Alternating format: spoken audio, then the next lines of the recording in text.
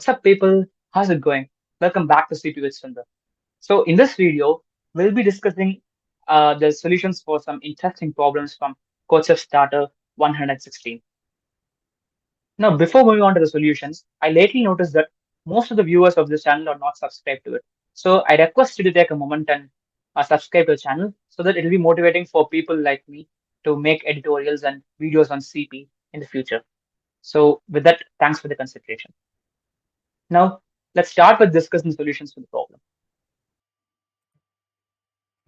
Now let's discuss the solution for the problem chef product. So this problem has been solved by more than 1,000 people in the division 2.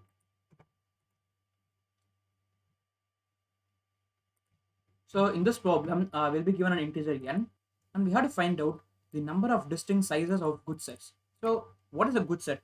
So good set is nothing but it will be a set where the numbers are distinct, and then the sum should be equals to n, and then the product should be odd number. So sum should be n, and then the product should be odd, and then all the elements should be distinct. So this what contributes to a good set, right? So we want to find out the different distinct sizes that is possible for a given number n. Now if you see the case of 18, so we can have different cases as 117 and 3 plus 15, 5 plus 13 and so on. Now if you just see the look out for the different sizes, so we only have two sizes. One is 2 and then 4. Hence the answer will be 2. So here we don't need to calculate the number of ways, but we want to calculate the different sizes that are possible. Right? So this is a very easy problem. So all we have to care about is whether the number is being odd or even. So we are discussing the problem chef product. We want product of all the numbers to be odd number. So then all the elements that are included in the array should be odd number, right? So what are the odd numbers that we have? So it starts from 1, 3, 5, 7, 9, and then so on, right? Now the sum should be a combination of these values, right? Now let's say I want to make the value of 4, then I can take 1 and then 3. So in this case the sum will be 4, and then even if you take the product, then the product will be an odd number. So the major hint to solve this problem is the product being odd. So if the product is odd, then we can have only odd numbers. Now let's say we want to construct an even number. With odd elements, I can have two elements which will obviously lead an even number. And the other way to say is I want even number of odd elements. Right. Now if you want to construct an odd number with odd elements, then I want odd number of odd elements. Right. If you want to construct let's say some value of 9, then I want odd number of odd indices or odd elements. So I can have 1, 3 and 5.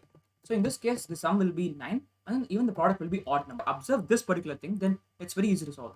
And that is because let's say I take one element over here.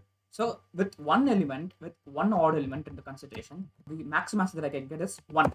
Now if I take two odd elements, right, two odds, then what could be the ultimate sum? So it's 1 plus 3, which is 4. Now with 3 odd elements, the ultimate sum is 9. Now if you notice over here, always the sums of odd elements will be a squared number. So one element is 1, two elements is 2 power 2, which is 4, 3 elements is 3 power 2, which is 9, 4 is 4 square, which is 16, and so on. Right. So if we have 5 odd elements, then their sum will be 25, and so on.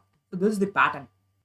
So if at all, let's say I have the value of n is 10, then to which category will it belong to? So the number should be an even number, and then what is the squared number that is less than 10, which is an even number? So if you see, can we take 9? So 9 is an odd number, so we have to go for 4. So the answer for 4 will be the answer for 10. And why so? Because in 4, if you see, we include two elements. So if we include two elements, the maximum size that is possible is 4. And for even element, if you see, only with the 4 odd numbers, we could go to the next even element. That is, if I add only these 4 elements, then I could go to the next even element, just 16. But we want the sum for 10. Hence, the maximum answer that is possible is just two numbers. So we'll just say how many different sizes are there till this 4. As this is the 2 square, as 2 is the first number, So the answer for 10 will be just 1, because only a size of 2 is possible. Right, now let's say I go and check out for the value of 16. Now if you just take 16, then 16 is a sum of 4 odd numbers, which means that I'm taking till here. So for even numbers, if you see, taken 2 elements will contribute to the first answer, taken 4 elements will contribute to the second answer, taken 6 numbers will contribute to answer as 3, and so on. So as we have taken 16 elements, so as we are getting 16 as the value of n, then we'll be first finding out the square root of it, which is ultimately 4, which means that I'm taking 4 sizes into consideration, and 4 is nothing but it's a second size for even numbers, right? So the answer will be 2. And what I mean by second size and so on. So if you see odd numbers, so odd is nothing but it's odd number of odd elements, right? So we should at least have one element, or we should be having 3 odd elements, 5 odd elements, and so on. So when if we have 3 number of odd elements, then the minimum sum that we could have is 9. So if we have 3 odd elements, then the minimum sum is 1 plus 3 plus 5, which is 9.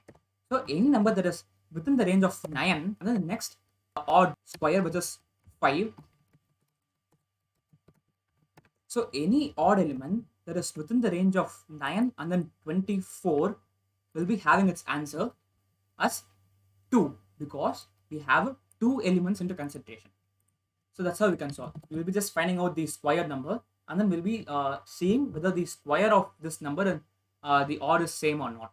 So let's say we want to calculate the answer for 23. Now the square element will be 4, I guess, right? So 4 is the nearest square. 4 is an even number, so it will be denoting 16 over here. 16 is nothing but it's the combination of 4 elements. We want an odd number of odd numbers, so we'll be interested in square root that is possible for 3. So we'll be checking which odd number is 3. There is 3 is the second odd number, so the answer will be 2 for this.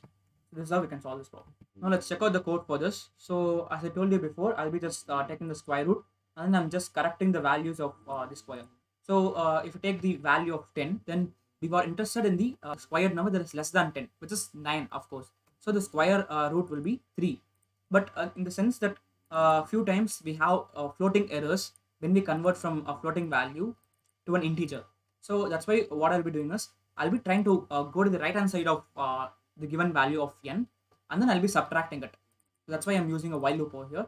Now this SQ will be having a number that is always lesser than the given value, or it's equal to the value of n in the case of perfect squares. That is, if you just check out for the value of 9, then I'll be getting the correct answer as 3, right?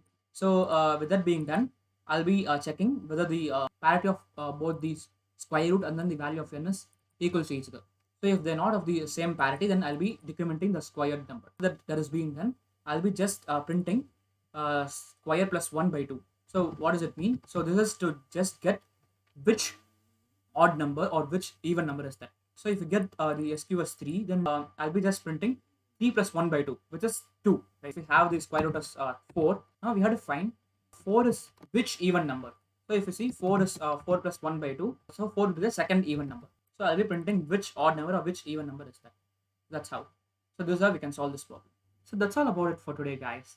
I really hope that you enjoyed watching this video and you learned how to solve the problem.